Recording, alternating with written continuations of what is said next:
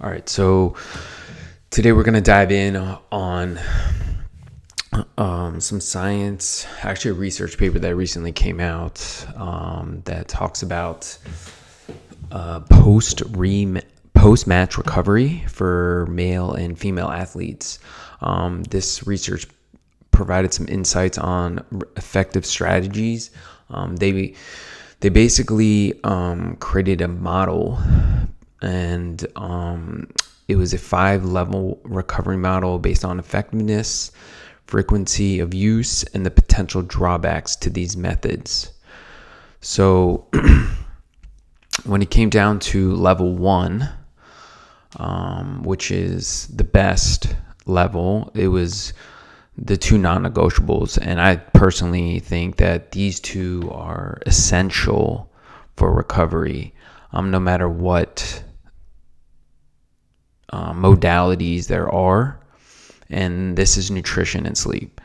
So at the end of the day, I mean, this also kind of this doesn't just relate to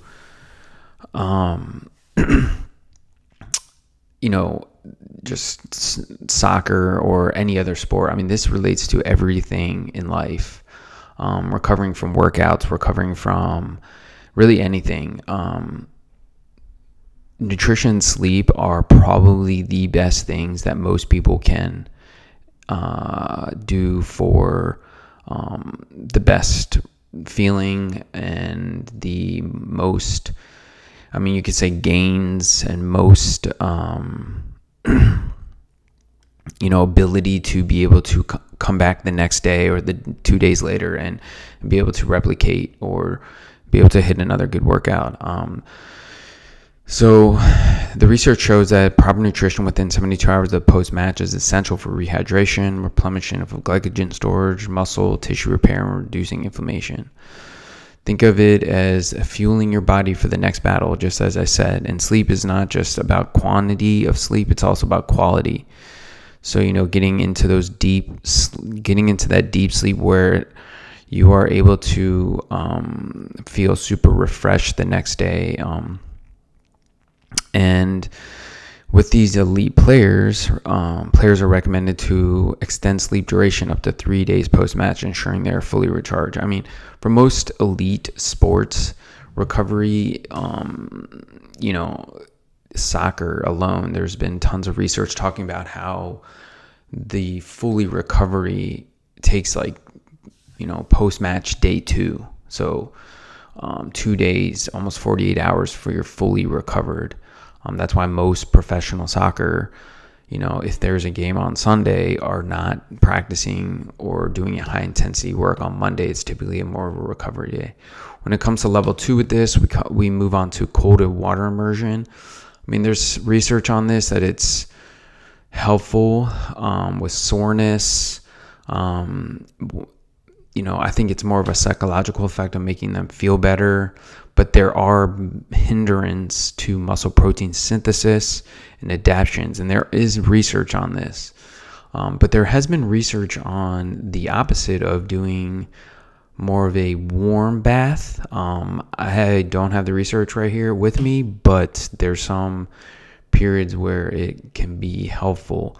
The water immersion, cool water immersion, is good for potentially close games. So when it comes to the youth level, you might see it as a time for, if there's a game on Sunday and a game on Monday, Tuesday, back-to-back games day after day, the cold water immersion may be helpful for some recovery. But I personally think it's mostly a psychological effect versus an actual physiological effect on the body. We move on to level 3, where they talk about massage and compression garments. Massage is great for muscle recovery. I think it helps with, I think it's just more of a relaxation. So when they get the massage, they're allowing the body to get into a sympathetic state. I mean, a parasympathetic state where they can relax and just let the body recover. And it's, the perceived recovery, reducing muscle soreness, anxiety. So again, they're just relaxing, kind of getting into a meditative state, which kind of helps again with parasympathetic. The key here is just the consistency of doing these things. Compression garments are beneficial as well. Then moving on to level 4 and level 5. So level 4 is like active recovery. You'd be surprised. It's actually, there's some scientific support for the, physiological recovery, kind of helping move the blood and getting it to, kind of help with moving of the circulation and stuff like that. There's some, I think it's more of a psychological effect.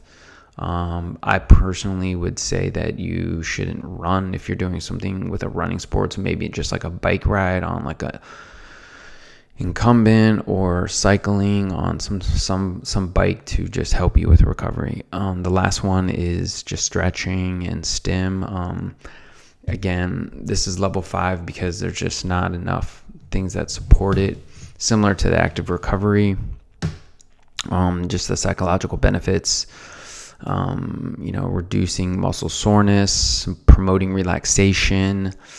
I think at the end of the day, when you go back and read this, or you can kind of get some sort of a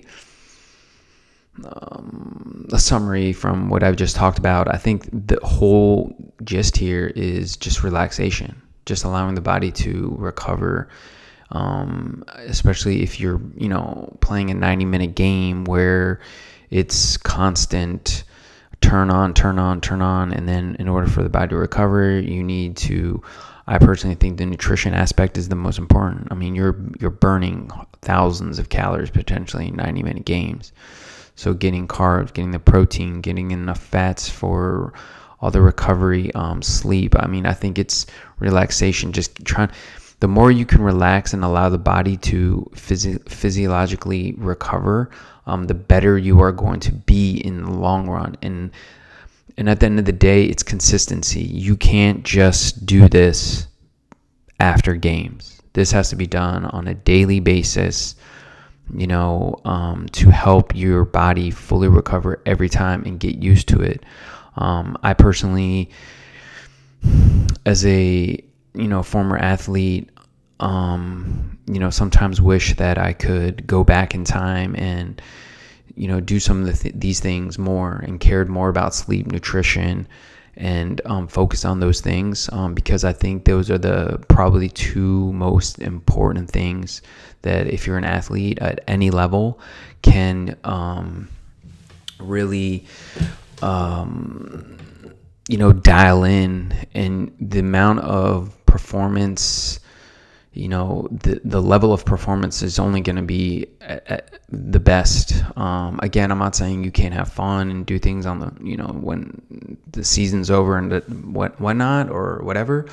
But I think for a time frame, if you are trying to play at an elite level, this is really important to, pay attention to these things and really focus on nutrition, sleep, and really try to just relax and allow your body to do what it needs to do to recover, and not stress about, not being able to, do something the next day. I mean, again, we talk about this with exercise alone.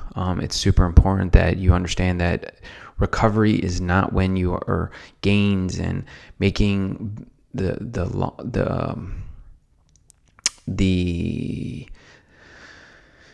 I mean, at the end of the day, just like making gains is not happening when you are fit, like actually working out, playing, and doing this thing.